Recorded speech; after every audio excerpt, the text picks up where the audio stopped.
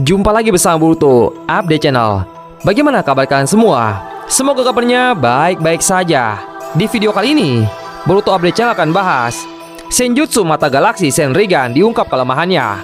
Fakta menarik Boruto, episode 288. Meski ada beberapa adegan yang kurang di episode 288, tetapi ada satu adegan yang sangat unggul di episode kali ini. Ya, adegan itu adalah adegan kemunculan Senjutsu Mata Galaksi alias Senrigan. Fakta menarik kali ini Amin fokuskan hanya untuk Eida, sementara untuk Kawaki dan Boruto akan Amin buatkan di video selanjutnya. Berikut ini Amin sudah merangkum beberapa fakta menarik tentang Eida yang ada di episode 288. Fakta menarik yang pertama adalah Senjutsu Mata Galaksi Senrigan diungkap kelemahannya. Mungkin akan ada yang protes, kenapa Senrigan malah disebut sebagai Mata Galaksi? Admin memberi sebutan itu memang bukan karena informasi resmi dari ceritanya. Admin hanya menyimpulkan dari apa yang Amin lihat dari penampakan Senrigan Eida. Admin tidak pernah menyangka kalau perusahaan anime Boruto akan menggambarkan mata Senrigan dengan sangat indah. Dan siapa yang menyangka juga kalau mata itu rupanya cerminan dari penampakan galaksi di alam semesta ini. Adegan efek dari aktifnya mata Senrigan membuat semua penonton pasti terpaku dengan animasi yang diberikannya. Lalu apakah kalian sadar kalau kelemahan dari Senjutsu Senrigan Eida diungkap pada episode kali ini? Saat Code mengungkapkan rasa kagumnya akan kekuatan mata Senrigan Eida, Eida malah berkata tidak sehebat itu. Contohnya saat kau memiliki akses untuk mengawasi seluruh penjuru dunia, apa kau mau melihat semua sepanjang hari? Nah, ini adalah kelemahan yang diungkap oleh Eida di anime Boruto. Kalau kalian sudah membaca manganya, kalian tidak akan sadar kalau Eida sudah mengungkapkan tentang kelemahan di matanya. Di manga Eida tidak menceritakan kalau dia tidak mau mengakses semua kejadian yang terjadi di dunia ini sepanjang hari. Meskipun Code di manganya sudah menyinggung tentang hal itu, namun itu tidak akan membuat kalian sadar kalau itu adalah sebuah kelemahan. Nah, di anime kali ini, mereka dengan sangat jelas memberitahu bahwa meski Eida bisa melihat segalanya, dan meski Code mengatakan Eida tahu segala hal, sebenarnya Eida tidak benar-benar tahu semuanya. Eida baru mengetahui semuanya jika dia memang ingin tahu. Jika dia tidak mau tahu, maka dia tidak akan tahu. Berarti Eida tidak bisa dikatakan tahu tentang segala hal sebelum dia menggunakan Senrigannya. Admin tiba-tiba jadi teringat sesuatu. Jangan-jangan alasan kenapa Kara selama ini tidak bisa terdeteksi oleh shinobi dari desa-desa besar, karena mereka selalu menggunakan Eida untuk menghilangkan jejak mereka. Namun sejak Kara membuang Eida, mereka jadi mudah dideteksi oleh shinobi-shinobi dari desa lain. Mungkin saat Eida belum dibuang, Eida selalu dimanfaatkan untuk melihat situasi tempat mereka melakukan misi. Jika tempat itu aman, Eida akan memberitahunya, dan jika tidak aman, dia akan menyarankan untuk tidak melakukannya. Kalau memang seperti itu, sangat wajar sekali kalau Kara bisa bersembunyi sangat lama sejauh ini.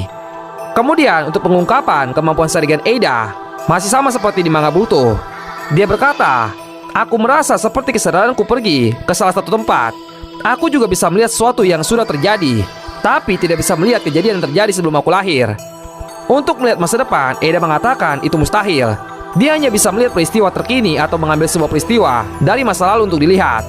Dan seperti yang Amin duga, Eida langsung mempraktekkan bagaimana cara kerja dari mata Senrigannya. Bedanya, prediksi admin mengatakan Eida akan memberitahunya ketika dia melihat perbincangan Code dengan Isiki. Rupanya perusahaan anime malah membuat Eida melihat apa yang sering dilakukan Kawaki dan teman-temannya saat ini. Fakta menarik yang kedua adalah Eida dibuat menjadi wanita yang jual mahal.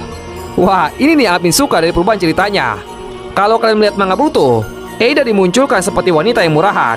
Padahal di awal Eida sudah mengatakan kalau dia ingin menemukan cinta sejati.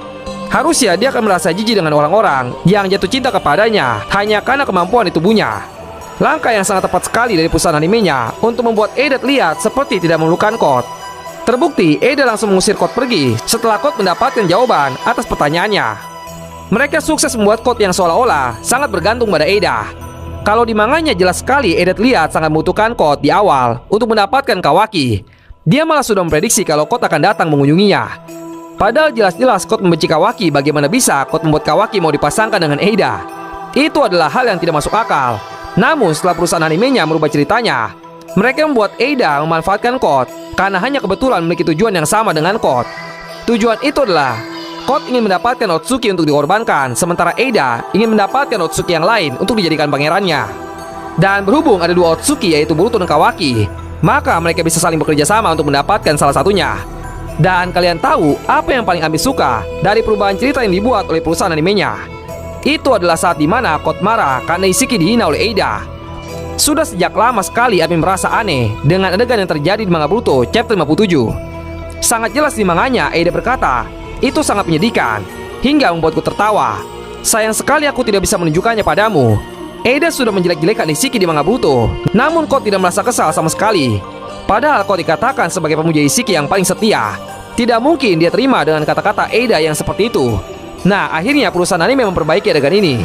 Mereka membuat semua adegan menjadi masuk akal. Di anime, Code sangat kesal dengan perkataan Eida yang menghina Isiki. Dia menunjukkan kesalahannya dengan memukul dinding ruangan dengan tangannya. Dia berkata, takkan kubiarkan kau menghina Jigen di hadapanku. Lalu Code langsung merasa aneh. Harusnya dia sudah menghabisi Eida karena Eida telah menghina Jigen. Nah, disinilah Eida mulai menyambungkan dengan kekuatan dari pikatnya dan alasan kenapa dia sangat membenci Amado. Eida berkata, kau tahu kenapa? Code, kau menyukaiku bukan? Jawablah. Code, apakah kau menyukaiku? Wah, nggak tahan dah kalau sudah masuk ke adegan satu ini. Sangat perfect sekali penggambaran Eida dari sudut pandang Code. Eida terlihat sangat indah untuk dipandang dari sisi manapun. Code pun langsung menjawab, dia menyukai Eida sejak pertama kali dia melihatnya. Lalu Eida menjelaskan bahwa itu adalah kekuatannya yang lain. Code berkata, emosi yang ada di dalam diriku ini terasa sangat asli. Jangan bilang perasaan ini palsu dan kau yang membuatnya. Lalu Eida berkata, apa itu penting? Code menjawab, itu penting. Aku ingin tahu apakah perasaanku padamu ini nyata atau tidak. Lalu Eida pun berkata, tidak hanya dirimu saja yang terpesona padaku. Semua orang pun begitu, baik pria maupun wanita. Tidak peduli siapapun itu. Apa kau mengerti? Benar-benar membosankan bukan? Perasaanmu itu asli atau tidak, bukan kau yang paling ingin tahu, melainkan aku.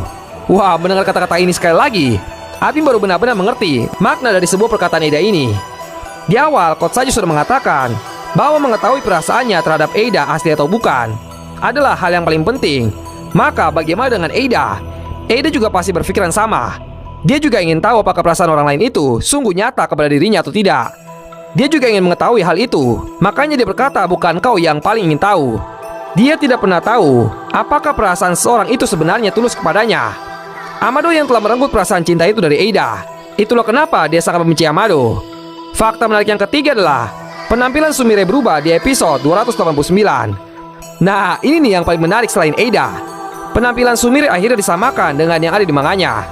Tidak sabar untuk melihat bagaimana outfit full dari Sumire di episode mendatang.